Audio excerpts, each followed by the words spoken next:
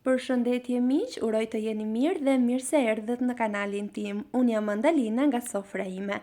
Sot kam përgatitur një nga recetat e fëmirisë që na rriti. Ne I bënim kaq shumë naze, por në fakt është kaq e thjeshtë dhe e shëndetshme.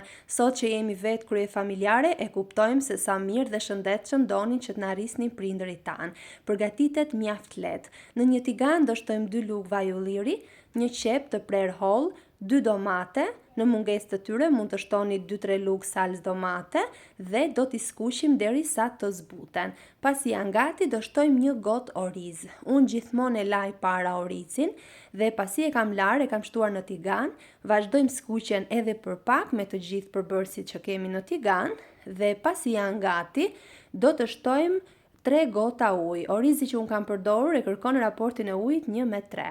Pra varet nga lloji I orizit dhe e vendosim të zjej.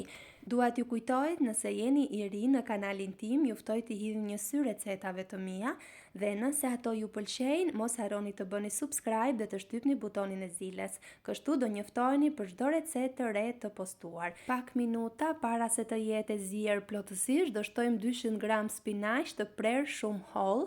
Unë kam shtuar në energjik që e preferojmë shumë, por nëse nuk e preferoni apo nëse nuk ju gjendet, mund të shtoni majdanos ose çfarëdo lloj erze që ju preferoni. Krip, spec të kuq dhe piper të zi. Do ta kthejmë në zjarr, do ta gatuajmë për pak minuta dhe e keni gati. Siç e pat, është një nga recetat më të thjeshta, ashtu si çdo recetë e gjysheve dhe e nënave tona, të thjeshta me pak përbërës dhe mjaft shije dhe të shëndetshme. Unë ju sugjeroj ta provoni dhe nëse nuk e kishit provuar apo e kishit harruar si recet, unë po ju rikujtoj për ta përgatitur në këto ditë të ftohta.